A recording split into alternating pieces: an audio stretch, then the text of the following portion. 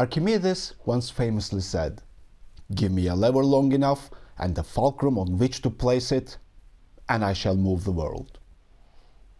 It's a bold claim, but physically, it's irrefutable. He wasn't talking about getting stronger. He wasn't talking about working harder. He was talking about geometry, simple geometry. He was talking about mechanical advantage. Welcome back to the physics of gamification. I am Hakan Uzer, co-founder of MotivaCraft. Today, we are talking about one of my favorite principles in physics, and perhaps the most misunderstood concept in human motivation. Many systems we build today still rely on mindset that says, reward the person who struggles the longest. We act as if stamina is the only metric that matters. We build leaderboards for most hours logged or most calls made. But in physics, if you are sweating to move a small object, you aren't a hero. You are just inefficient. Today, we are going to discuss why rewarding the grind is a physics violation, and how to build systems that reward the path, not just the push.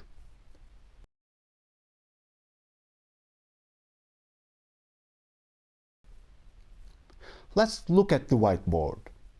A lever works because it multiplies force. You press lightly on one side and something massive lifts on the other. But physically, this only happens if three things are true. 1. The fulcrum, the pivot point, is placed in the exact right spot. 2.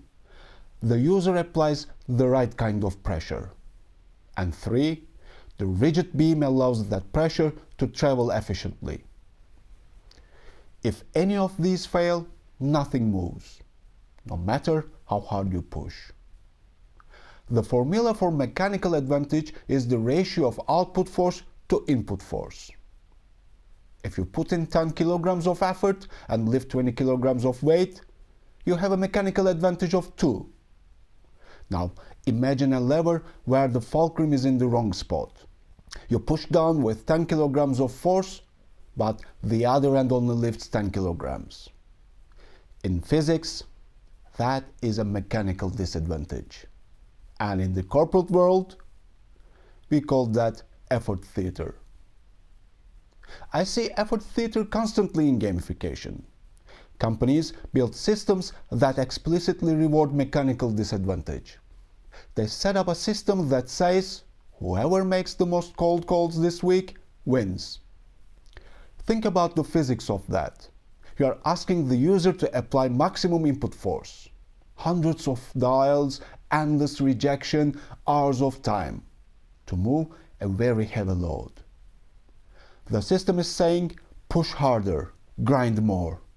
But what if we move the fulcrum? What if instead of rewarding the attempt, we rewarded the leverage? If we change the metric from calls made to conversion ratio, the physics shift.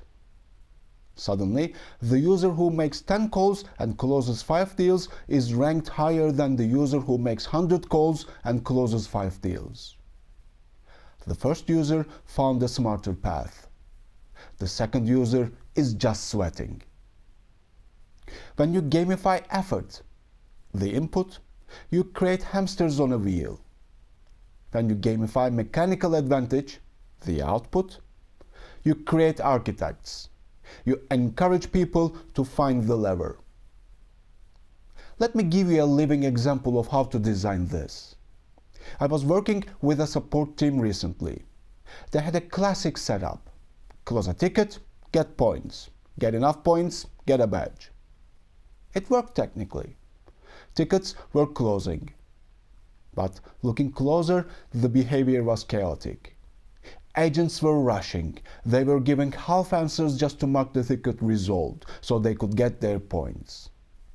They were pushing the boulder up the hill with their bare hands.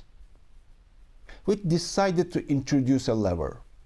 We added a mechanic called the knowledge bonus. Here was the rule. If an agent wrote a snippet of text or a guide that other agents used to solve their tickets, the author got points every time that guide was used. Think about the mechanical advantage of that. Writing the guide took maybe 20 minutes. That's the input effort. But that guide was used 500 times by other agents over the next month. The output force was massive. The agent became a fulcrum for the entire team. Suddenly, the top of the leaderboard wasn't the person typing the fastest. It was the person who figured out how to make the team faster. This is the essence of mechanical advantage. A small amount of precision up front prevents tons of force later. Now, a warning. Physics is neutral.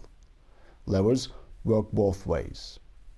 If you place the fulcrum incorrectly, you can accidentally gamify shortcuts that hurt you. I call this optimizing for the metric, not the mission. I saw a system once for a delivery fleet. They wanted to gamify speed. Simple lever, right? Faster delivery equals higher score. You can guess what happened. Safety violations skyrocketed. Drivers were running red lights. They were taking dangerous shortcuts. The drivers found the path of least resistance, but it was a dangerous path. The designers had created a lever, but they didn't account for the structural integrity of the beam. It snapped. To fix it, we had to move the fulcrum. We made the safety score a multiplier for the speed score. If your safety score dropped below 90%, your speed score counted for 0. Suddenly, the smarter path wasn't driving recklessly. The smarter path was route planning, vehicle maintenance, and smooth driving. The lever shifted. The drivers stopped being race car drivers and became logistics experts. So how do you build this for your teams? You have to let them feel the lift. When a lever works in the real world, you feel a kind of magic. You expect the object to be heavy. You push and it flies up. In gamification, you want users to feel the same sensation. I didn't just push harder, I pushed smarter. And it made a huge difference. You do this by highlighting multipliers. Strategy over stamina. Reward the user who plans their week on Monday rather than the one putting out fires on Friday. Tools over toil. Give a mastery badge, not for typing fast, but for learning the shortcuts that make typing unnecessary. Accuracy over volume.